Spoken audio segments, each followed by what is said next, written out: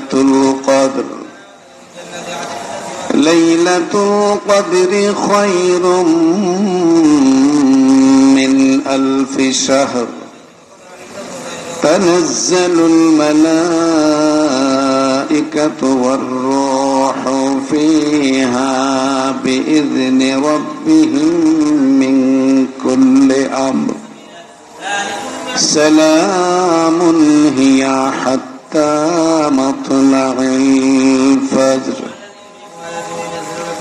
وقال صاحب القرآن صلى الله عليه وسلم: من قام ليلة القدر إيمانا واحتسابا غفر له ما تقدم من ذنبه أو كما قال عليه الصلاة والسلام.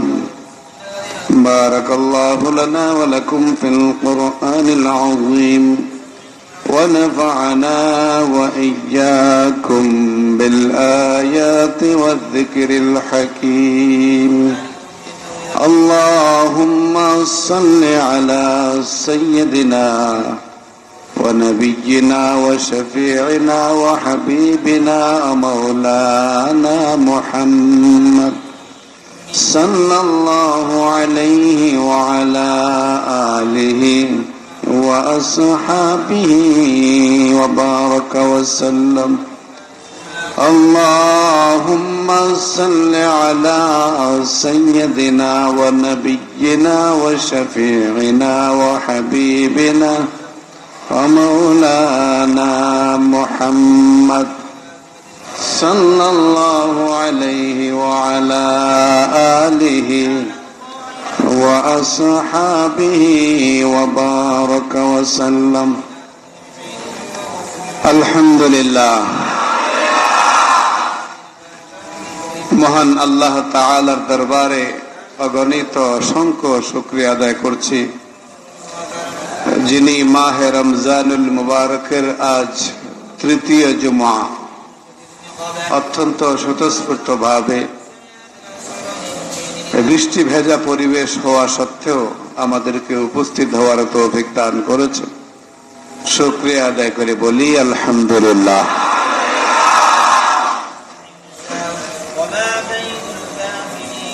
আজকে মাহে রমজানের তৃতীয় জুমা, 20 রোজা।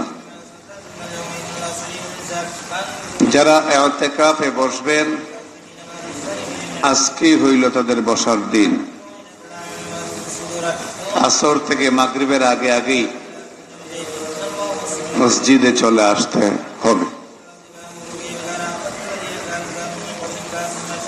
অত্যন্ত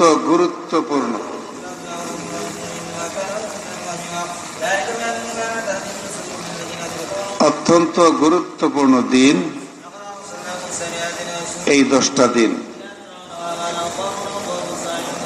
মাগফিরাতের আজ শেষ দিন, রাত শেষ হয়ে গেছে গতটাই। মাগফিরাতের আজ শেষ দিবস। নাজাতের রাত্র শুরু হবে মাগরিবের আজানের সাথে সাথে, পাশাপাশি ইতিকাফের দশকও শুরু হয়ে যাবে। হয়তো আপনাদের ভালো করে মনে আছে, রমজানের আগেই আমি একটি কথা বেশ কয়েক জুমায় বলেছি, সেটি হলো রমজান সওয়াব অর্জনের মৌসুম। প্রত্যেকটা জিনিসেরই একটা মৌসুম আছে। মুসলমানদের জন্য সওয়াব অর্জনের মৌসুম হইল মাহে রমজান। কিভাবে মৌসুম দেখুন, একদিকে নাজাতের দিবস দশক, অপর দিকে ইতিকাফের দশক। এইভাবে রমজানের প্রথম দিন থেকে নিয়ে শুরু করে শেষ দিন পর্যন্ত এই 30টা দিন শুধু এককভাবে কোনো বিষয়ের জন্য ফজিলত মণ্ডিত নয়, বরং একই সাথে অনেকগুলো ফজিলতের জিনিস রমজানের প্রতিটা দিনকে পরিবেষ্টন করে রেখেছে। এই যে ইতিকাফের দশক শুরু হলো, রাসূল করিম সাল্লাল্লাহু আলাইহি ওয়াসাল্লাম বলেন, মান ইতাকাফা ইয়াওমান, যে ব্যক্তি একদিনের জন্য ইতিকাফের নিয়ত করে, একদিন ইতিকাফ করে, ওই দিন আল্লাহ পাক রব্বুল আলামিন তাকে 3 খন্দক পরিমাণ দূরত্ব জাহান্নাম থেকে করে দিবেন। তো খন্দকের ব্যাখ্যা এখনো বলি নাই, তো এই জন্য আপনাদের রিপ্লাইটাও আস্তে আস্তে হয়েছে। 3 খন্দক সমপরিমাণ দূরত্ব সৃষ্টি করে দেন আল্লাহ পাক একদিন ইতিকাফ করার বরকতে বান্দা আর জাহান্নামের মাঝে। 1 খন্দক সমপরিমাণ জায়গা হইল এই জমিন থেকে আসমান পর্যন্ত যতটুকু দূরত্ব তার চাইতেও বেশি। 1 খন্দক, এইরকম কয় খন্দক দূরত্ব করেন আল্লাহ। তার মানে একদিন ইতিকাফ করলে 3 খন্দক দূরে আল্লাহ পাক নিয়ে নেন জাহান্নাম থেকে। এখান থেকে আসমান থেকে জমিন পর্যন্ত দূরত্ব কতটুকু? 20-30 মাইল তৈরি, কি বলেন? 50 মাইল অগণিত না, একটা গণনা আছে অবশ্য। 500 বছরের রাস্তা। কত বছরের রাস্তা? এই 500 বছরের রাস্তা এটা হেলিকপ্টারেও নয়, স্পিড বোর্ডেও নয়, নৌকায়ও নয়, হুন্ডায়ও নয়। মুফাসসিরিনে কেরাম ব্যাখ্যা করেছেন এই হাদিসের মুহাদ্দিসিনে আযম, যদি কখনো এমন কোন যন্ত্র আবিষ্কার হয়, এমন কোন যানবাহন আবিষ্কার হয়, যেই যন্ত্র বা যানবাহন চোখের পলকের চাইতে বহু দ্রুত গামীতে সামনে অগ্রসর হতে পারে, সেই যানবাহনের হিসাবে 500 বছরের রাস্তা। আসমান থেকে, জমিন থেকে আসমান পর্যন্ত। তো একদিন ইতিকাফ করলে এইরকম 3টা দূরত্ব তৈরি করে দেন আল্লাহ পাক জাহান্নাম থেকে বান্দার মাঝে। তাহলে 10 দিন ইতিকাফ করলে কয়টা দূরত্ব? একটু আওয়াজ করে বলুন না, কয়টা? দোকানে তো খুব জপতে পারেন, 410, 420, 440, এখানে একটু জপলে সমস্যা কোথায়? 30টা দূরত্ব। কতটা দূরত্ব? 10 দিন ইতিকাফ করলে 30টা দূরত্ব পয়দা হয়ে যায় জাহান্নামের সাথে। তার মানে জাহান্নামে যাওয়ার আর কোনো সম্ভাবনা? এতে করে কি আফসোস লাগে নাকি যাইতে পারবো না? আওয়াজটা একটু বড় করে দেন না। এতে করে জাহান্নামে যাওয়ার আর কোনো সম্ভাবনা? 10 দিন ইতিকাফ করলে জাহান্নামে যাওয়ার কোনো সম্ভাবনা নাই। কোন হাদিসের ভিত্তিতে আমরা বুঝলাম? একদিন ইতিকাফ করলে 3 খন্দক সমপরিমাণ জায়গা দূরত্ব, সমপরিমাণ দূরত্ব আল্লাহ পাক জাহান্নাম থেকে বান্দাকে করে দেন।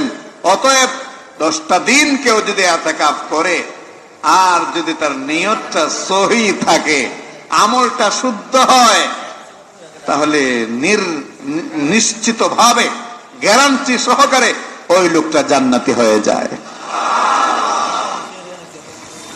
শুধু তাই নয়, রাসূল করিম সাল্লাল্লাহু আলাইহি ওয়াসাল্লাম বলেন, আল মুতাকিফু হুয়া ইয়াতাকিফুয যুনুব। যে ব্যক্তি মুতাকিফ, যে ইতিকাফ করে, তারে কি কয়?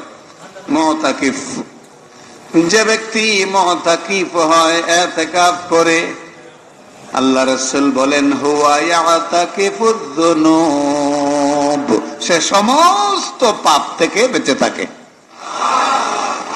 ওয়ায়াজরি লাহু মিনাল হাসানাত, আর তার আমলনামায় সমস্ত নেক কাজ লেখা হয়। কামিলিল হাসানাতি কুল্লিহা, যেন সে সব নেক আমল করেছে এটা লেখা হয় তার আমলনামায়। আরেকটু পরিষ্কার করে বলি, যে ব্যক্তি ইতিকাফ করে, ইতিকাফে বসার পরে, ইতিকাফে বসার কারণে অনেকগুলো নেক কাজ করা যায় না, করা যায়?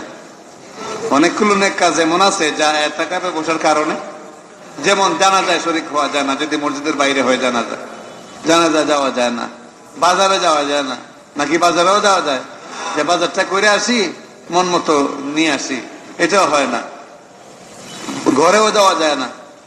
বিভিন্ন রকম নেক কাজ আছে, এগুলো এতেকাফে বসার কারণে করা যায় না, অথচ এতেকাফে বসলে এগুলো না করা সত্ত্বেও তার সওয়াব কিন্তু অটোমেটিক আমলনামায় আসে।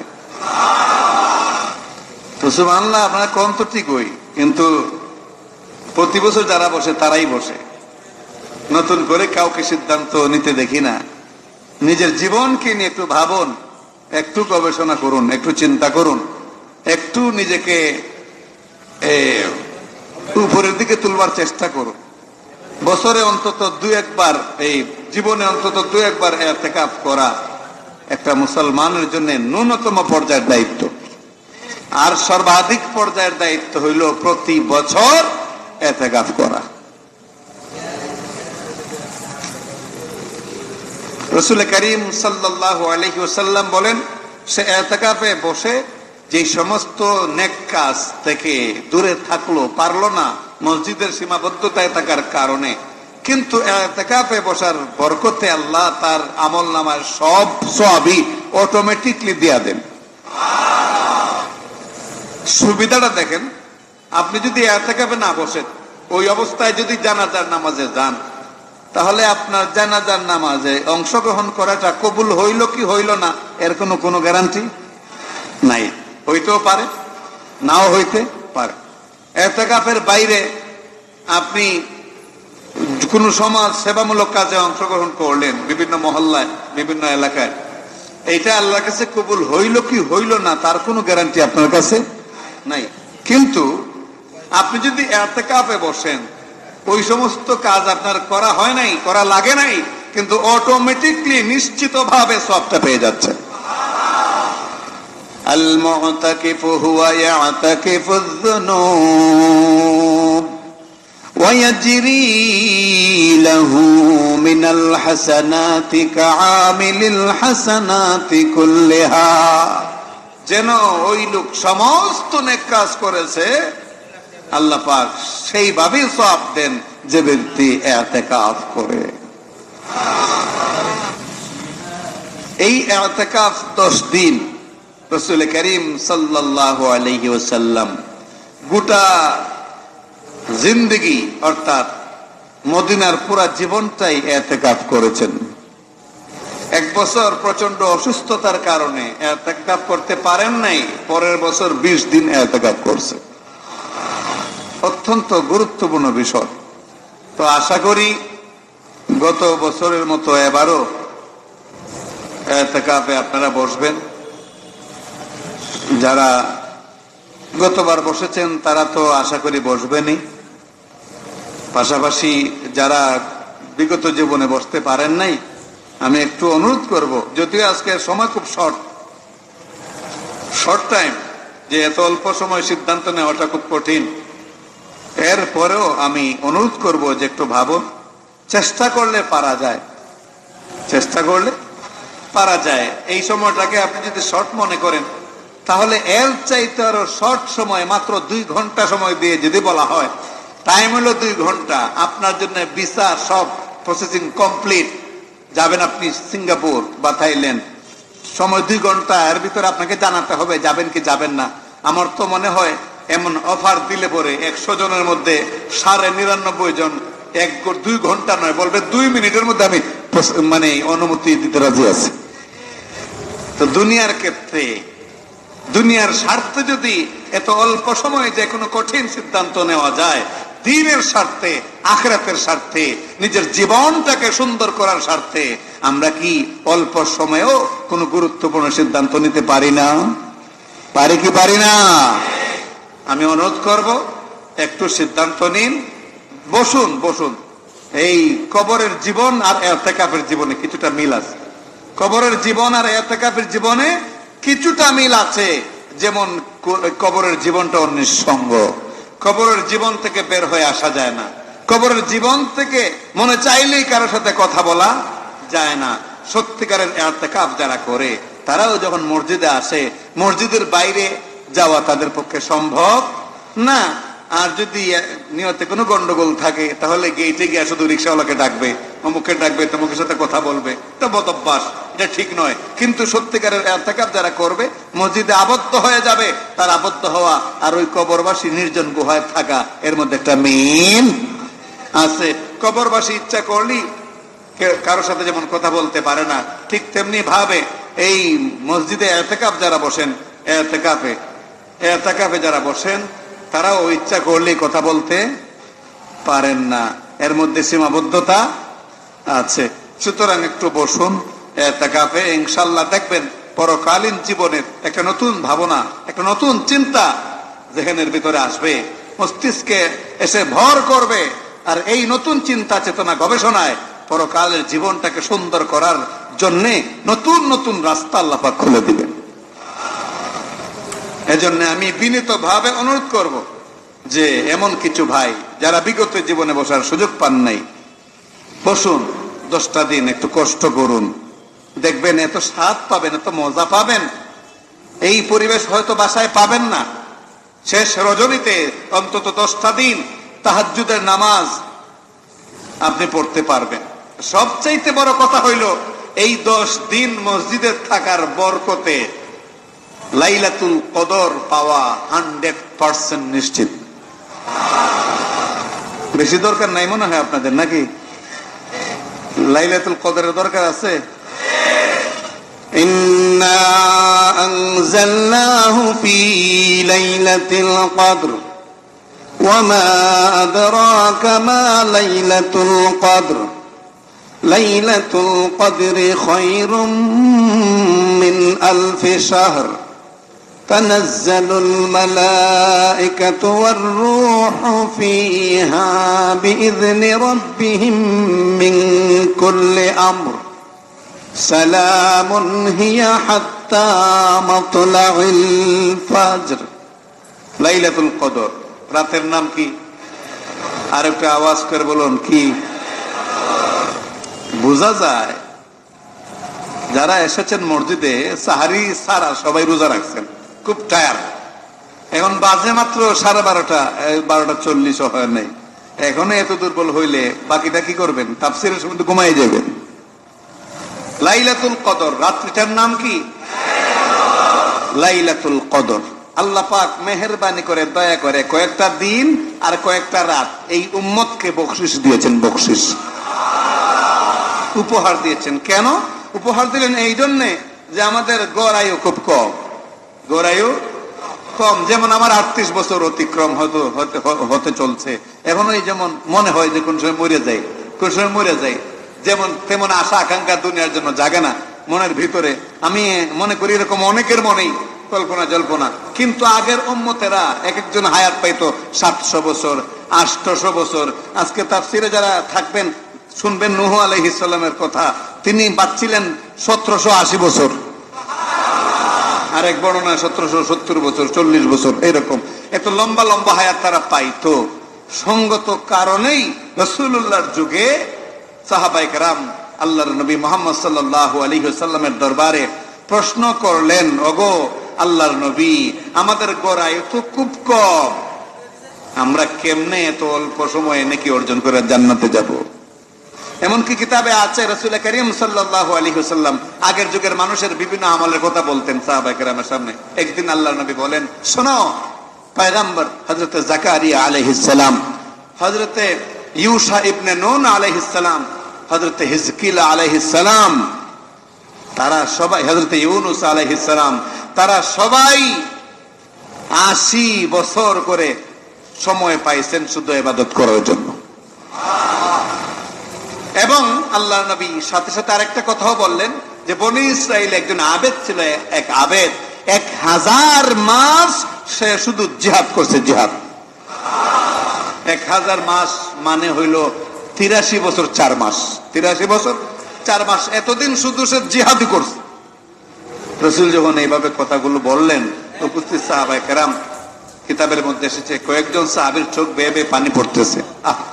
কেমন নেককার মানুষ! নেক কাজ অন্যরা বেশি করেছে, আমরা করতে পারতেছি না, এই দুঃখে কি করতেছে? আর আমরা দোকান হারাই গেলে কান্দি, বেচা কেনা কম হইলে। সেদিন এক লোকের দোকানে গেলাম যে কোনো কারণে, এই লোক খুব পিড়াপিড়ি করলো, তো অনেক বলা বলি করতেছে যাওয়ার জন্য, যাই না 3-4 দিন কল দেওয়া দিচ্ছে। হঠাৎ করে আমি গেলাম গত 3-4 দিন আগে, এমন একটা টাইমে গেছি দোকানে আর কেউ নাই, আমি দেখি কেশ বাক্সের উপরে মাথাটা দিয়া সে আরাম করতেছে। ভাবলাম হয়তো রোজাদার মানুষ, একটু অবচেতন শরীর, একটু আরাম করতেছে। আমি ঢোকার সাথে সাথে আমার আওয়াজে যখন সে মাথা তুললো, দেখলাম তার চোখের কোণে একটু পানি জমে আছে। জিজ্ঞেস করলাম ঘটনা কি? বললো হুজুর, এই বছর যা অবস্থা, গতবারের তুলনায় কিছু করতে পারি নাই, কিভাবে কর্মচারী বিদায় করব, কিভাবে নিজেই কি করব চিন্তা করে পাচ্ছি না। আরে দুনিয়ার সামান্য একটু লস, একটু নুকসান, এটার জন্য চোখের পানি ঝরে, কিন্তু এই দোকানের মধ্যে বসে কত তারাবির নামাজ মিস করেছো, এই নামাজে বসে কত জোহরের নামাজ মিস করেছো, কত এশারের নামাজ মিস করেছো, চোখের কোনায় তোমার পানি আসে না। তোমার চাইতে দুর্ভাগা, তোমার চাইতে কপাল পরা দুনিয়া তার কে হতে পারে? দুনিয়ার জন্য কাঁদে, আখিরাতের জন্য কাঁদে না। ছেলে ফেল করলে মা বাবা কাঁদে, কিন্তু ছেলে যে নামাজ পড়ে না, মা বাবার চোখে পানি আসে না। আরে ছেলে ফেল করলে শুধু ছেলের ক্ষতি হবে, তোমার কোনো ক্ষতি নয়। কিন্তু ছেলে যদি নামাজ আদায় না করে, তুমি যদি তাগাদা না করো, তাহলে ছেলের অপরাধে তাকে যেমন শাস্তি দেওয়া হবে। কেন তুমি আজকারা দিলা? কেন বালেক প্রাপ্ত বয়স্ক ছেলেকে মসজিদে আনলা না? কেন তুমি তাকে নামাজে অভ্যস্ত করলা না? তুমি বাবা হিসেবে আল্লাহর কাছে জবাব দিতে হবে, তোমার স্ত্রী হিসেবে, তোমার মা হিসেবে তোমাকেও জবাব দিতে হবে। এই ব্যাপারে তো কেউ কোনোদিন কাঁদে না। আল্লাহর নবী মুহাম্মদ সাল্লাল্লাহু আলাইহি ওয়াসাল্লাম যখন কথাগুলো বললেন, আমার প্রাণের ভাইরা, ওই মুহূর্তে কয়েকজন সাহাবী চোখ দিয়ে বেয়ে বেয়ে তাদের পানি পড়তেছে। আল্লাহ নবী বললেন, কারণ কি? চোখ দিয়ে পানি পড়ছে কেন? তখন সাহাবায়ে কেরাম ওই কথাগুলো বললেন যে আমি আগে বলেছি। ইয়া রাসূলুল্লাহ, 80 বছর তারা সময় পেয়েছে, 83 বছর সময় পেয়েছে, মন ভরে তারা আল্লাহর ইবাদত বন্দেগী করেছে। ইয়া রাসূলুল্লাহ, আমাদের গড় আয়ু তো অনেক কম, খুব কম। এই অল্প সময়ে আমরা কেমনে আল্লাহকে তাদের মতো করে পাবো? অতীতে যারা পেয়েছে তাদের মতো করে আমরা কেমনে পাবো? আল্লাহ, আপনি মেহেরবানি করে একটা সুযোগ করে দিন। হে মুহাম্মদ সাল্লাল্লাহু আলাইহি ওয়াসাল্লাম, আল্লাহ পাকের পক্ষ থেকে আমাদের জন্য এমন কিছু শর্ট কোর্স এনে দিন, যাতে এই অল্প সময়ের ভিতরেও তাদের চাইতো বেশি গ্রান্টেড হয়ে আল্লাহর দরবারে বসতে পারি। নবীজি সাল্লাল্লাহু আলাইহি ওয়াসাল্লাম নিজের পক্ষ থেকে কোনো কথা বলার আগে আসমান থেকে ফয়সালা হয়ে গেছে। জিবরাইল আলাইহিস সালাম এসে গেছেন। ইয়া রাসূলুল্লাহ, ওগো আল্লাহর নবী, আপনার উম্মত আপনার কাছে ফরিয়াদ করেছে, বয়স কম, আয়ু কম, খুবই গড় আয়ু কম, এই অবস্থায় অল্প সময়ে কেমনে আল্লাহকে পাবে চিন্তা করছে তারা। পরকাল নিয়ে আল্লাহর সান্নিধ্য অর্জনের চিন্তা করছে। আল্লাহ খুশি হয়ে গেছেন, এজন্য কিছু রাত আর দিন দেয়া দিচ্ছেন। এগুলোর মধ্যে যদি মনোযোগ দিয়ে ইবাদত করতে পারে, তাহলে আগের যুগের মানুষ 1000 বছর বাইচা যা করছে তার চাইতেও বেশি পরিমাণে আল্লাহ পাক তাদেরকে সওয়াব দান করবেন। তখন এই সূরা নাজিল হয় এই প্রেক্ষিতে, ইন্না আনজালনাহু ফি লাইলাতিল কদর ওয়া মা আদরাকা মা লাইলাতুল কদর লাইলাতুল কদরি খায়রুম মিন আলফি শাহর তানাজ্জালুল মালাইকাতু ওয়ার রূহু ফিহা বিইذনি রাব্বিহিম মিন কুল্লি আমর সালামুন হিয়া হাত্তা মাতলাইল ফজর। এই সূরা নাজিল হয়। আল্লাহ পাক বলেন, ইন্না আনজালনাহু ফি লাইলাতিল কদর, নিঃসন্দেহে একে আমি নাজিল করেছি লাইলাতুল কদরে। একে বলতে কি? আওয়াজ করে বলুন, একে বলতে কি? ইন্না, নিশ্চয়ই আমি, আনজালনাহু, একে নাজিল করেছি। একে বলতে কোরআন, লাইলাতুল কদর, লাইলাতুল কদর। হে মুহাম্মদ সাল্লাল্লাহু আলাইহি ওয়াসাল্লাম, আমার নবী, আমি এই লাইলাতুল কদর, এই কোরআনকে লাইলাতুল কদরে নাজিল করেছি। এখন লাইলাতুল কদর তো এর পরিচয় তো আল্লাহর নবী আগে থেকে জানেন না। আগে থেকে এর পরিচয় এই সূরা যেদিন নাজিল হয়েছে সেদিনই আল্লাহর নবী জানতে পারছেন এই নামে একটা রাত আছে। এর আগে আল্লাহর নবী জানতে পারেন নাই। তাহলে বোঝা গেল কি নবী আলিমুল গায়ব? কি বলেন আপনারা? লাইলাতুল সূরা কদর নাজিল হওয়ার পরে যেই রাসূল লাইলাতুল কদরের সন্ধান পেলেন, এর আগে তিনি জানতে পারলেন না, তিনি আলিমুল গায়ব হতে পারেন? বরং যিনি আগে পরে সব জানেন তিনি আলেমুল। এটা সাধারণ জিনিস যদি না বুঝে আসে আর কি বুঝে আসবে? তো লাইলাতুল কদর যেদিন নাজিল, এই সূরাতুল কদর যেদিন নাজিল হলো সেদিনই রাসূল করিম সাল্লাল্লাহু আলাইহি ওয়াসাল্লাম জানতে পারলেন লাইলাতুল কদর নামে একটা রাত আছে, আর এই রাতেই আল্লাহ পাক কুরআন নাজিল করছেন। এখন আপনারা বলুন, এটা জানার পরে লাইলাতুল কদর যে রাতে কুরআন নাজিল হয়েছে এটা কোনটা, তার অবকাঠামো কি, এই রাতের বৈশিষ্ট্যটা কি, জানতে ইচ্ছা করবে কি করবে না? জিজ্ঞাসা করার কথা কি কথা না? কিন্তু আল্লাহর নবী মুহাম্মদ সাল্লাল্লাহু আলাইহি ওয়াসাল্লাম এই মনের ভিতরে জল্পনা কল্পনা চলছে যে এই রাতটা কেমন, তার অবকাঠামো কি, তার বৈশিষ্ট্য কি, এটা জিজ্ঞেস করবেন। কিন্তু আল্লাহ পাক তো অন্তর্যামী খোদা, সুবহানাল্লাহ। নবীজির হৃদয়ের ভিতরে জল্পনা কল্পনা চলছে, তিনি প্রশ্ন করবেন, জিজ্ঞেস করবেন, কিন্তু এই প্রশ্ন করার আগেই আল্লাহ পাক পরের আয়াতে লাইলাতুল কদরের পরিচিতি, ব্যাখ্যা, ডেফিনেশন দিয়ে দিলেন। ওয়ামা আদরাকা মা লাইলাতুল কদর, হে মুহাম্মদ সাল্লাল্লাহু আলাইহি ওয়াসাল্লাম, লাইলাতুল কদর যে রাত্রে আমি কুরআন নাজিল করেছি তুমি কি জানো এই লাইলাতুল কদর রাতটা কোনটি, কেমন রাত্রি, তার অবকাঠামো কি, তার ফজিলত কতটুকু, তার তাৎপর্য এবং মর্যাদা কতটুকু তুমি কি জানো? রাসূল করিম সাল্লাল্লাহু আলাইহি ওয়াসাল্লাম কোনো কথা বলেন না। আল্লাহর পক্ষ থেকে জবাব দিয়ে দেওয়া হয়, লাইলাতুল কদরি খায়রুম মিন আলফি শাহর। আল্লাহু আকবার। লাইলাতুল কদরি খায়রুম মিন আলফি শাহর। হে নবী, তোমার উম্মতেরা ওই আবেদ বনি ইসরাইলের যে নাকি 83 বছর 4 মাস মানে 1000 মাস 1000 মাস সে ইবাদত করেছে, এইটা শুই না তোমার উম্মতেরা তো সবাই আশ্চর্য হয়ে গেল, বড় বড় চোখ করে তোমাকে জিজ্ঞেস করলো, এত লম্বা এই ইবাদত, তারা এত লম্বা সময় ইবাদত করার সুযোগ পেয়েছে, তোমার উম্মতেরা এই বলে আশ্চর্য হয়েছিল। হ্যাঁ নবী মুহাম্মদ সাল্লাল্লাহু আলাইহি ওয়াসাল্লাম, এই যে রাত দান করছি, এই একটা রাতে, মাত্র একটা রাতে রাত জেগে যদি ইবাদত বন্দেগী করে, তাহলে ওই আবেদ 83 বছর 4 মাস যে ইবাদত করেছে এর চাইতো বেশি, 1000 মাসের চাইতো বেশি ইবাদত করার সওয়াব আমি এক রাতের ইবাদতের মধ্যে লিখে দেব। লাইলাতুল কদরি খায়রুম মিন আলফি শাহর। রাসূল হাদিসের মধ্যে বলছেন, মান কামা লাইলাতুল কদরি ঈমানাও ওয়া ইহতিসাবান গুফিরা লাহু মা তাকদ্দামা মিন যামবি। যে ব্যক্তি লাইলাতুল কদরে ঈমান আর ইহতিসাবের সাথে আল্লাহর উপরে নিরঙ্কুশ আশা এবং আল্লাহর ব্যাপারে ভয়, এই দুইটা জিনিসকে সামনে রেখে যদি এ রাতে ইবাদত বন্দেগী করতে পারে, মান কামা মানে সে নফল ইবাদত করে, আল্লাহ পাক রব্বুল আলামিন বলেন এই তার নবীর মাধ্যমে, নবী আপনি জানায় দিন, তার অতীত জীবনের সমস্ত গুনাহ মাফ হয়ে যাবে। অতীত জীবনের সমস্ত গুনাহ।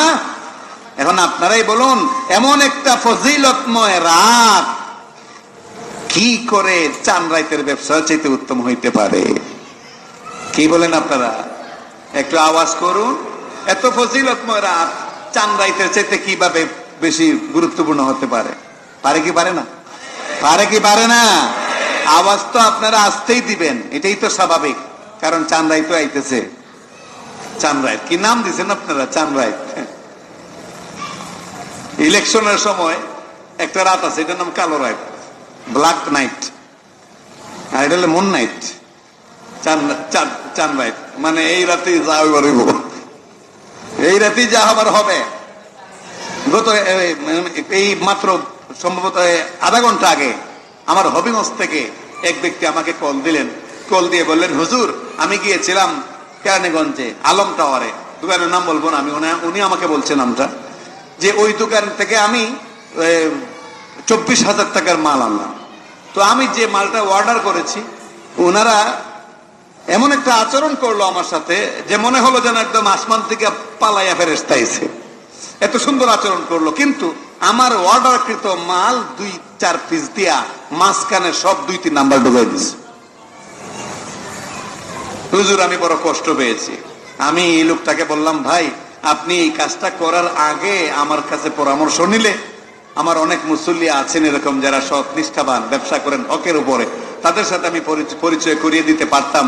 এখন তো আপনি পুরানো ঘাটে ধরা খাইয়ে ফেলছেন, এই মুহূর্তে কি করার আছে? এরপরও আপনি ওই লোকটাকে কল দিয়া বলেন যে আমি অমুক হুজুরের আত্মীয়, আপনি আমার সাথে 2 নাম্বার এটা করছেন, আপনি যদি এই মালটা ফেরত না নেন বা আমার একটা বিহিত ব্যবস্থা না করেন তাহলে আমি হুজুরকে বলবো, হয়তো বা হুজুর আপনার দোকানে আসতে পারে। আপনি বলুন দেখি, এতটুকু উপকার তো আপনার করতে হয় যেহেতু এলাকার মানুষ। এই ব্যবসার কোনো মানে আছে? এই বাটপারি ব্যবসার কোনো মানে আছে? বাটপারি ব্যবসা করে টাকা কামাই করবেন, আপনার ছেলে হবে বাটপার, আপনার মেয়ে হবে চিটার, আপনার স্ত্রী হবে চিটার। বাটপারি করে টাকা কামাইবেন না, চিটারি করে টাকা কামাবেন না, হক পথে টাকা কামান। অল্প টাকায় দেখবেন বেশি থাকবে, অল্প টাকায় দীর্ঘদিন যাবে, আপনার পরিবারে মানুষগুলোর শান্তি সুখে বসবাস করতে পারবে, আলসার ক্যান্সার মহারোগ হবে না। হকের উপরে থাকুন, হকের উপরে থাকুন। এই হারাম উপার্জন কইরা দেখা যায় যে এই আমাদের সিলেটের একটা পরিভাষা আছে, যেই নালে আয় ওই নালে যায়, যেদিকে আসে ওই দিকে যায়। বহু হারাম খুরকে দেখেছি, সুদ খুরকে দেখেছি, কোটি টাকার মালিক কিন্তু এক জায়গায় ধরা খাইয়া আরো কোটি টাকা ঋণ হয়েছে, কোনো লাভ নাই। হারাম খাবেন না। যাই হোক, তো চাঁদরাত, এই চাঁদরাতের তো ফজিলত ব্যবসায়ীদের কাছে। লাইলাতুল কদরের সামনে চাঁদরাত কেন, আরো যত রাত আছে সব সামনে আনলেও, ইন্না আনজালনাহু ফি লাইলাতিল কদর ওয়া মা আদরাকা মা লাইলাতুল কদর লাইলাতুল কদরি খায়রুম মিন আলফি শাহর। হে নবী মুহাম্মদ সাল্লাল্লাহু আলাইহি ওয়াসাল্লাম, একটি মাত্র রাত্র দান করেছি, একটি মাত্র রাত আমি দিয়েছি। ওই একটি রাতের মধ্যে কেউ যদি ইবাদত বন্দেগী করে, ওই যে বনি ইসরাইলের আবেদের কথা তুমি শুনিয়েছো, 83 বছর 4 মাস মানে 1000 মাস ইবাদত বন্দেগী করেছে, এইটা শুনে তোমার উম্মতেরা চমকে উঠলো। হ্যাঁ নবী মুহাম্মদ সাল্লাল্লাহু আলাইহি ওয়াসাল্লাম, এই চমকে ওঠা আমার কাছে বড় ভালো লেগেছে। নেক কাজের জন্য তারা এতটুকু অগ্রসর, তাদের মনটা অগ্রসর, আমি খুশি হয়েছি। আমি আল্লাহ তোমার উম্মতকে একটা রাত দিয়ে দিলাম, ওই রাতে মাত্র কয়েক ঘন্টা সময় যদি ইবাদত বন্দেগী করতে পারে, আমি আল্লাহ পাক রব্বুল আলামিন 1000 মাস নয় তার চাইতো বেশি, কত বেশি আমি তা ভাঙবো না, যত বেশি পারি তত বেশি সওয়াব দান করব। দান বাক্স আপনাদের সামনে গেছে। গত শুক্রবারও কথাটা খুব গুছাইয়া বলছিলাম। প্রথম শুক্রবারে আপনারা দান করলেন প্রায় 45,000 টাকা। গত শুক্রবারে আরেকটু উৎসাহিত করার জন্য বলছিলাম, মনে হয় বিরক্ত হইয়া আপনারা কমাই দিয়েছেন, 38,000 টাকা উঠছে। এই শুক্রবারে কি করবেন আল্লাহ ভালো জানেন। বিরক্ত হইবেন? বিরক্ত হইবেন? বিরক্ত হইবেন? মেহেরবানি করে একটু হিম্মত করে উদারতার সাথে 10 টাকা জায়গায় 20 টাকা দিয়ে, আজকে তো আরো বৃষ্টির কারণে লোক সংখ্যা কিছুটা কম হতে পারে। একে তো বৃষ্টির কারণ, অন্যটা হইলো সানরাইতের আশা। কোন রাইতের আশা? এই কারণে লোকজন একটু কম হতে পারে, তাদেরটা আমাদের পোষায় দিতে হবে, ঠিক কিনা? একটু পোষায় দিতে রাজি আছেন তো? রাজি আছেন তো? 100 টাকার জায়গায় 500 টাকা, 500 টাকার জায়গায় 1000 টাকা আল্লাহ দেওয়ার তৌফিক দান করো। আল্লাহ পাক রব্বুল আলামিন বলেন, হে নবী মুহাম্মদ সাল্লাল্লাহু আলাইহি ওয়াসাল্লাম, আপনি এদেরকে বলে দিন, জানায় দিন আবু বকরকে উমরকে, আফসোস করে লাভ নাই, একটি মাত্র রাত দান করেছি, এতে যদি মনোযোগ দিয়ে ইবাদত করতে পারে, ওই আবেদে 83 বছর 4 মাসের চাইতেও বেশি সব আমি লিখে দিব। লাইলাতুল কদরি খায়রুম মিন আলফি শাহর, তানাজ্জালুল মালাইকাতু ওয়ার রূহু ফিহা বিইذনি রাব্বিহিম মিন কুল্লি আমর। সুবহানাল্লাহ। তানাজ্জালুল মালাইকা, আল্লাহ বলেন সেদিন ফেরেশতারা জমিনে নাজিল হয়। সুবহানাল্লাহ। জমিনে কে নাজিল হয়? ফেরেশতারা নাজিল হয়। নাজিল হয় ফেরেশতারা দলবল নিয়া, জিবরাইল আলাইহিস সালাম দলবল নিয়া নাজিল হয়। তানাজ্জালুল মালাইকাতু ওয়ার রূহ, মালাইকা ফেরেশতারা আর রূহ, এখানে জিবরাইল আলাইহিস সালামের উপাধি রূহ, রূহুল্লাহ। তো এই রূহ মানে জিবরাইল আলাইহিস সালামকে বোঝানো হয়েছে। জিবরাইল দলবল নিয়া কোথায় অবতরণ করে? জমিনে। তানাজ্জালুল মালাইকাতু ওয়ার রূহু ফিহা বিইذনি রাব্বিহিম মিন কুল্লি আমর, আল্লাহর পক্ষ থেকে অনুমতি প্রাপ্ত হয়ে সমস্ত কাজে সমাধা করার জন্য জিবরাইল দলবল নিয়ে এই জমিনে আগমন করেন। হাদিস আল্লাহ রাসূল বলছেন, বাইহাকি শরীফের হাদিস, ইযা কানা লাইলাতুল কদরি নাযালা জিবরাইলু ফি কাবকাবাতিন মিনাল মালাইকাতি ইউসাল্লুনা আলা কুল্লি কাইমিন আও কাঈদিন। রাসূল করিম সাল্লাল্লাহু আলাইহি ওয়াসাল্লাম বলেন, ইযা কানা লাইলাতুল কদরি, যখন লাইলাতুল কদর শুরু হয়, নাযালা জিবরাইল, জিবরাইল আলাইহিস সালাম নাজিল হন, ফি কাবকাবাতিন মিনাল মালাইকা, ফেরেশতাদের বিশাল একটা দল নিয়ে। কাবকাবা, কাবকাবা বলা হয় বিশাল কোন জিনিসের বিশালতার সর্বোচ্চ পর্যায়ে বোঝাইতে গিয়া কাবকাবাতুন শব্দটা ব্যবহার করা হয়। এক বর্ণনায় বিভিন্ন ব্যাখ্যা করেছেন যারা ব্যাখ্যাকার, এই কাবকাবাতুনের অনেক ব্যাখ্যা করেছেন।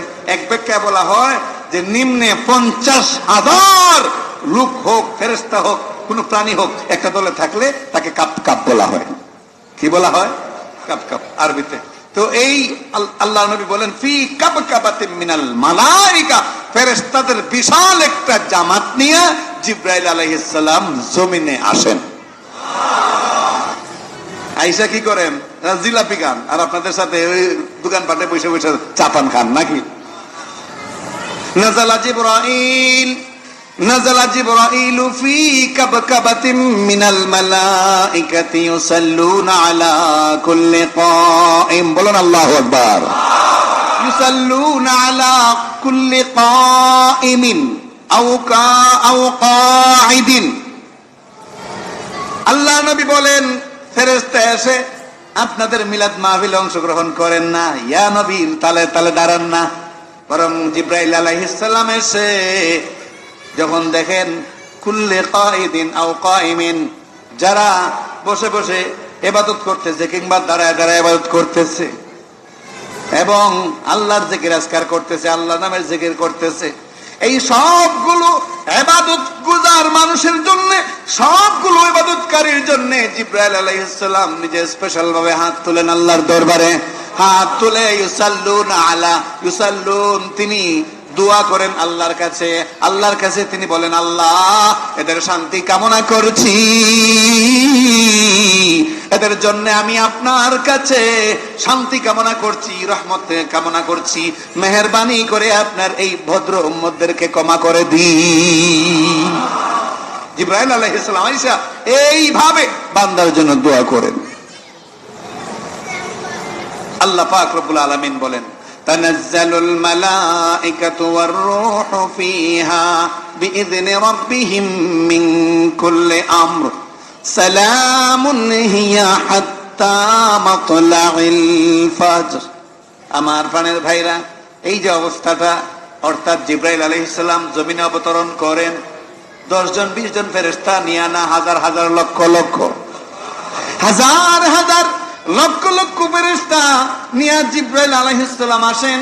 হাদিসের ভিন্ন ব্যাখ্যায় বলা হয়েছে, হাদিসের ভিন্ন ব্যাখ্যায় বলা হয়েছে, হাদিসের ভিন্ন ব্যাখ্যায় বলা হয়েছে, হাদিসের ভিন্ন ব্যাখ্যায় বলা হয়েছে, বর্তমান সময়ে জিবরাইল আলাইহিস সালাম এই দুনিয়ায় সারা বছরে বছরে 3 বার, কোন কোন বর্ণনা 7 বার, কোন বর্ণনা 10 বার অবতরণ করেন এই জমিনে। বছরে যে কটা বার জিবরাইল আলাইহিস সালাম অবতরণ করেন। তার মধ্যে অন্যতম একটা সময় হলো লাইলাতুল কদর, সুবহানাল্লাহ বলেন। আর একটা সময় হলো আরাফার সময়, ইয়াউমুল আরাফায়, আরাফার দিনে। আর একটা সময় হলো ঈদের 2 রাত্রি। আর কোন কোন বর্ণনা এসেছে জুমার রাত্রি তো তিনি আসেন। আমার পানের ভাইরা, এইভাবে সংখ্যার ভিন্নতায় বিভিন্ন সংখ্যা পাওয়া যায়। তো জিবরাইল আলাইহিস সালাম জমিনে আসেন। আল্লাহ পাক রব্বুল আলামিন বলেন, এই যে জিবরাইল আসে, আয়েশা নামাজি, কোরআন তেলাওয়াতকারী, জিকিরকারী, দান খয়রাতকারীর জন্য আমার দরবারে হাত তুলে তাদের জন্য শান্তি কামনা করে সালাত পড়ে তাদের নামে তাদেরকে সালাম জানায়। এই অবস্থাটা হাত্তা ইয়াতলু আল ফজর, ফজর পর্যন্ত এই অবস্থাটা থাকে। কোন পর্যন্ত? কোন পর্যন্ত? ফজর পর্যন্ত এই অবস্থাটা থাকে। এখন এই রাতটা কোনটা, এটা একটু জানার দরকার আছে না নাই? এত ফজিলত ওয়ালি রাত, এখন যদি আমরা এটার নাই বুঝতে পারি, তাহলে আমরা কেমনে এটা চিনবো, কিভাবে বুঝবো যে এটা লাইলাতুল কদর? লাইলাতুল কদর সংগঠিত হবে, লাইলাতুল কদর প্রকাশিত হবে। প্রকাশিত বলতে এটা অস্তিত্বে আসবে রমজানে, রমজান মাসে। অবশ্যই কোন মাসে? রমজান মাসে। এক হাদিসে যে রমজানের রাত্রিতে লাইলাতুল কদর হবে, আরেক হাদিসে এটাকে স্পেশালিস্ট করা হয়েছে, মানে রমজানের সব রাত্রিতে নয়, শেষ দশকের বেজুর রাত্রিগুলোতে, শেষ দশকের মিনাল ভিতরিল আওয়াখিরি মিনে রমাদান, যে রমজান মাসের শেষ দশকের বেজুর রাত্রিগুলোতে লাইলাতুল কদর সংগঠিত, লাইলাতুল কদর অস্তিত্বে আসবে। এখন শেষ দশকের, এখানে আরেকটা মজার কাহিনী আছে, এটা আগেও আপনারা শুনছেন, নতুন করে বলার কিছু নাই। প্রথমে কিন্তু লাইলাতুল কদর স্পষ্ট করে বলা হয়েছিল যে এই রাত্রিতে লাইলাতুল কদর।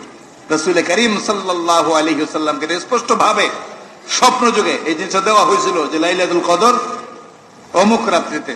রাসূল সাল্লাল্লাহু আলাইহি ওয়াসাল্লাম বর্ণনায় এসেছে, এই সংবাদ পাইয়া বেরোইলেন, সাহাবীদেরকে জানাইবেন যে তোমরা যে আমার কাছে গত রাত্রে তারাবির পরে যে এরকম আমার ঘটনাগুলো শুই না, এই বনি ইসরাইলের আবেদের কথা শুনা এরকম ভাবে তোমরা এই আশ্চর্য হয়ে গেছিলে, আল্লাহ তো দয়া করে কোরআন নাজিল করে দিয়েছেন, এবং এই কোরআনে লাইলাতুল কদরের কথা আল্লাহ পাক উল্লেখ করেছেন, এমন রাত যে রাতে ইবাদত করলে এত সওয়াব। শুনো, এটা অমুক অমুক অমুক রাতটা, অমুক রাত। এই কথাটা রাসূলকে বলে দেওয়া হয়েছিল, কিন্তু উনি হুজরা থেকে মসজিদে নববীতে আসার মাঝখানে দেখলেন 2 লোকে ঝগড়া করে, এই ঝগড়া ভাঙাই থেকে ভুলে গেছে। ঝগড়া ভাঙাতে গিয়ে এই নির্দিষ্ট রাতের দিনের এই লাইলাতুল কদরের যে নির্দিষ্ট রাতটা ছিল, এই নির্দিষ্ট রাতের এই স্মৃতিটা তার জেহেন থেকে চলে গেছে। রাসূল বলেছেন আসলে তো যায় নাই, আল্লাহ নিজেই দিয়া দিচ্ছেন। কেন? এই কারণটা আল্লাহ করেছেন আমার উম্মতকে রক্ষা করার জন্য, যাতে করে আমার উম্মত শুধু একটা রাত নয়, আরো কয়েকটা রাতে আমার আল্লাহকে ডাকে। তো অবশ্যই শেষ দশকের বেজুর রাত্রিতে কি হয়? লাইলাতুল কদর সংগঠিত হয়। এখন এইগুলা এই আছে 21, 23, 25, 27, 29, 21, 23, 25, 27, 29 এই রাতগুলো একমাত্র ইতিকাফে বসলেই এই রাতের কোন একটা রাত না ছুটার সম্ভাবনা সবচাইতে বেশি। বাড়ি ঘরে থাইকা হয়তো 2টা বেজুর রাত আপনি অতিক্রম করতে পারলেন, 3 নম্বরটার সময় হয়তো সমস্যা হয়ে যেতে পারে, কিন্তু মসজিদে থাকলে এটা সম্ভব। এই জন্য আমি ইতিকাফের কথা বলি বেশি বেশি। এমন কি কেউ আছেন যারা কোন সিদ্ধান্ত ছাড়া শুধু আজকের বয়ানে, আজকের এই ওয়াজে সিদ্ধান্ত গ্রহণ করবেন যে হুজুর আগে কোনো নিয়ত ছিল না, আজকে জুমায় আসার সময় আমার এমন কোনো ধারণা ছিল না, নিয়ত ছিল না, যেহেতু আজকে আপনার জবান থেকে শুনেছি, ইরাদা করেছি আজকের ইতিকাফ ইনশাআল্লাহ আজকে থেকে বসবো, যা হবার হবে, যা হবার হবে আল্লাহর কাছে সুপুর্দ করে আজকে বসবো ইনশাআল্লাহ। এমন একজন ব্যক্তিও কি আছেন যে হাত উত্তোলন করে বলবেন, যারা অন্য সময় বসেন নাই কিন্তু আজকের এই বয়ানের মাধ্যমে আল্লাহ পাকের অশেষ মেহেরবানিতে আপনার দিলটা নরম হয়ে গেছে এবং আপনি রাজি হয়ে গেছেন? একজন ভাই দেখি এরকম যে আমি আজকে ইনশাআল্লাহ ইতিকাফ করব, আজকে বসবো।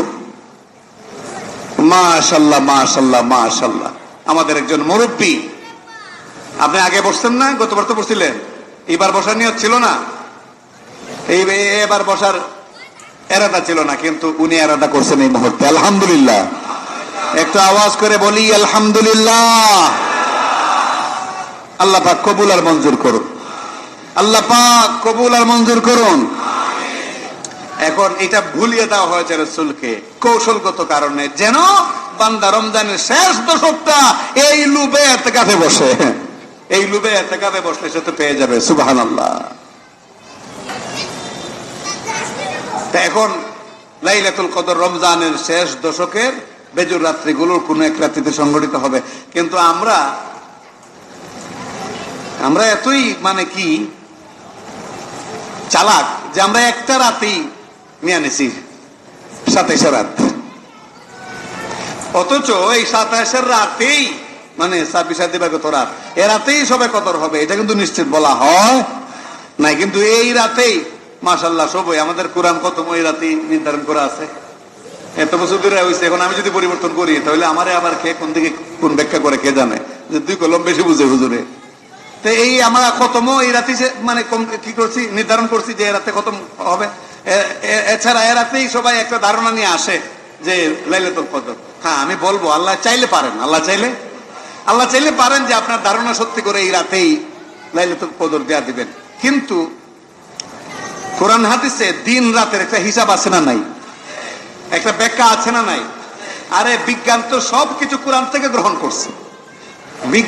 বিজ্ঞান নিজ গতিতে কখনো আগাতে পারে নাই, যখনই আগাতে চেষ্টা করেছে বিজ্ঞান তখনই পর্যদস্ত হয়েছে, অপমানিত হয়েছে। বিজ্ঞান যখন নিজ গতিতে নিজের বুদ্ধিতে আগে এক পর্যায়ে বলল যে মানুষ এটা বানরের লেজ ঘুষে মানুষ হয়েছে, তারপরে নিজ গতিতে বিজ্ঞান অগ্রসর হতে গিয়ে যখন বলল যে শেওলা থেকে আস্তে আস্তে করে মানুষের অস্তিত্বে এসেছে, তখনই কিন্তু বিজ্ঞান অপমানিত হয়েছে, লাঞ্ছিত হয়েছে।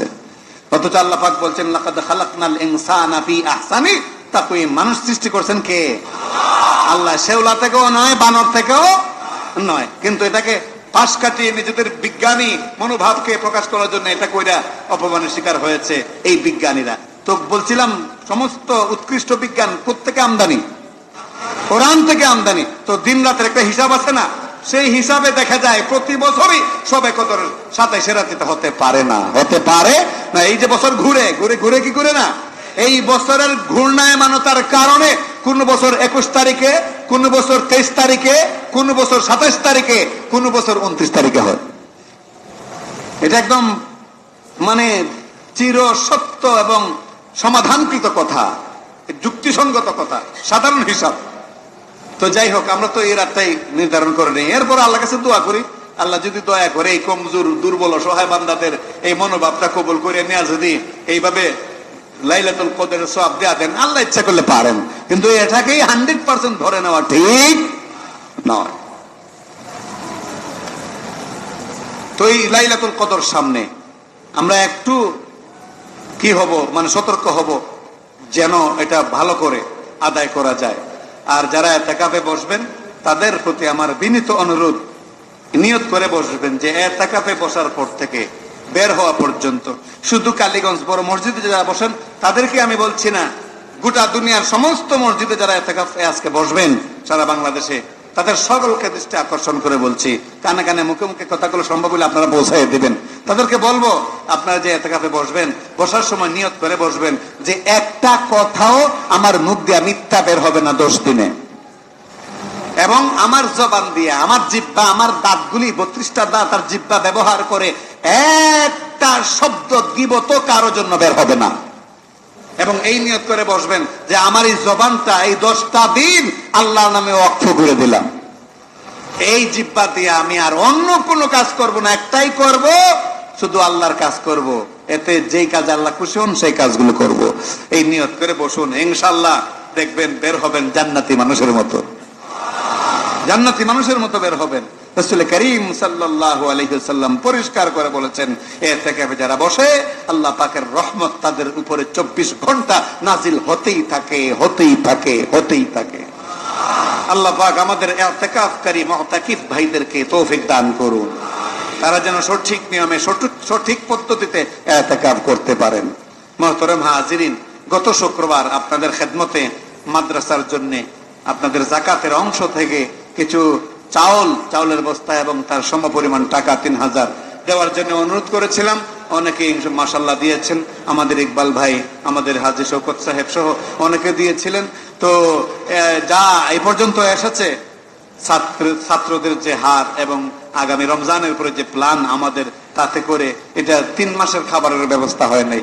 তো আমি অনুরোধ করব, যাদের তৌফিক আছে, যাকাতের অংশ থেকে 1 বস্তা হোক 2 বস্তা হোক, সমপরিমাণ 3000 টাকা যাকাতের অংশ থেকে আপনারা দিবেন। আমি এটা আপনাদের কাছে অনুরোধ করছি। পাশাপাশি আমাদের হাজী খলিলুর রহমান সাহেব, 5 স্টার কোম্পানির স্বত্বাধিকারী হাজী খলিলুর রহমান সাহেব, তিনি গত রাতে সাহারির পরে আমাকে কল দিয়ে জানিয়েছেন যে হুজুর, আমি ইনশাল্লাহ 10 বস্তা চাল দেব। আল্লাহ পাক তার দানকে কবুল আর মঞ্জুর করুন। আর আপনারাও যারা আছেন, আপনারা সকলে দান করবেন, যাকাত থেকে বা জেনারেল ফান্ড থেকে যে যেভাবে সুবিধা পান দান করবেন, এই অনুরোধ আমি করছি। আজকে একটা ছেলে মুসলমান হওয়ার কথা ছিল, সে কি আসছে? একটা ছেলে আজকে এখানে মুসলমান হওয়ার কথা ছিল, কালকেও আমার সাথে সাক্ষাৎ করে গেছে। এই ছেলেটা কি আসছে? পিছনে কি দেখা যায়?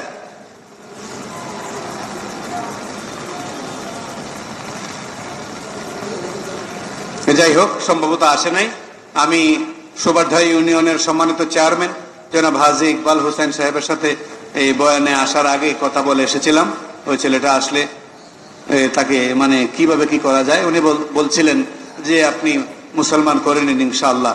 আমি বলেছি ওনাকে কোনো প্রবলেম আবার, হ্যাঁ তো নিচে পাঠান, এখন পাঠান। হ্যাঁ মাশাআল্লাহ, সবাই বলি মাশাআল্লাহ। সে উপরে আছে, নিচে আসতেছে। তো আমি চেয়ারম্যান সাহেবের সাথে কথা বলেছি, উনি বলেছেন কোনো প্রবলেম নাই, কোনো অসুবিধা নাই, আপনি তাকে মুসলমান করে দিন। আমি অনুরোধ করব, পরবর্তী যে পদক্ষেপগুলো আছে একটু যদি হেল্প করেন আমাদের চেয়ারম্যান সাহেব, উনি তো অনেক জনকল্যাণমূলক কাজ করেন। তো এই ছেলেটার যে নোটারি পাবলিক হওয়ার কথা বা আদালত থেকে, কোর্ট থেকে একটা পারমিশন নেওয়ার কথা, এটাও যাতে চেয়ারম্যান সাহেব একটু মেহেরবানি করে তার লোকজনের মাধ্যমে করে দেন, তাহলে খুব উপকার হবে। এই ছেলেটা এসেছে, ইনশাল্লাহ আপনাদের সামনে কালেমা পড়ে, কালেমা শাহাদত পড়ে সে মুসলমান হবে। আল্লাহ পাকের অশেষ মেহেরবানি যে আপনাদের এই কালীগঞ্জ বড় মসজিদ, আল্লাহ পাকের অশেষ মেহেরবানিতে যে কালীগঞ্জ বড় মসজিদে এই পর্যন্ত 5-6 জন আল্লাহর বান্দা মুসলমান হয়েছে। এটা অনেক বড় বিষয়। কই আসে না?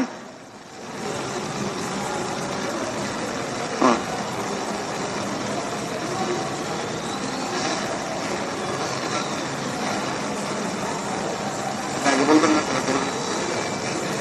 বলবেন না।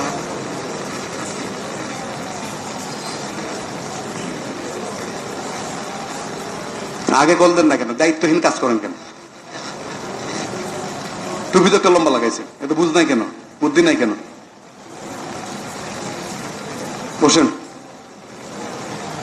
ওই ছেলেটা আসার কথা ছিল, আমার সাথে গতকালকে সাক্ষাৎ করে গেছে, কারণ আজকে কোনো এক কারণে বলে আসতে পারে নাই। তার সাথে যে লোকটা ছিল, ওই লোকটা দোতলায় ছিল, দোতলার লোকজন মনে করছেন উনি। তো উনি আইসা বললেন ছেলেটা সমস্যার কারণে আসতে পারে নাই, আগামী শুক্রবার আসবে। যাই হোক, আল্লাহ পাক রব্বুল আলামিন তাকে তৌফিক দান করুন। আমাদের আশেপাশেও যে মুসলিম ভাইরা আছে, আমরা তাদেরকেও মানে আমন্ত্রণ জানাবো আমাদের ইসলামে, তাদেরকে আমরা ইনভাইট করব আমাদের ইসলামে, আমরা তাদেরকে দাওয়াত করব, আসুন আইসা দেখুন ইসলামের সৌন্দর্য, একটু গবেষণা করুন। অনেক তো আছেন আমাদের আশেপাশে থাকেন যুগ যুগ ধরে, আপনারা দেখুন মুসলমানদের চাল চলন, একটু দেখুন কোরআনের সৌন্দর্য, একটু লক্ষ্য করুন। যদি আপনার বিবেক সায় দেয়, তাহলে আপনি মেহেরবানি করে ইসলামে প্রবেশ করুন, ইনশাআল্লাহ ঠকবেন না। আল্লাহ পাক সকলকে সঠিক সমল দান করুন। আস্তাগফিরুল্লাহ রাব্বি মিন কুল্লি যামবি ওয়া আতুবু أستغفر الله ربي من كل ذنب وأتوب إليه لا حول ولا قوة إلا بالله العلي العظيم أستغفر الله ربي من كل ذنب وأتوب إليه لا حول ولا قوة إلا بالله العلي العظيم اللهم صل على سيدنا ونبينا وشفيعنا وحبيبنا مولانا محمد صلى الله عليه وعلى آله وأصحابه وبارك وسلم। আশেপাশে কে বা কারা ধূমপান করছে, আশেপাশে কে বা কারা ধূমপান করছে, তার সেই বদবু খারাপ গন্ধ রোজাদারদের নাকে লাগতেছে না আপনাদের নাকে? আমি অনুরোধ করব এই দুঃসাহস প্রদর্শন করা থেকে বিরত হন, দুঃসাহস প্রদর্শন করা থেকে বিরত হন। মসজিদের ভিতরে সিগারেটের ধোঁয়া আসছে এবং মুসল্লিদের কষ্ট হচ্ছে।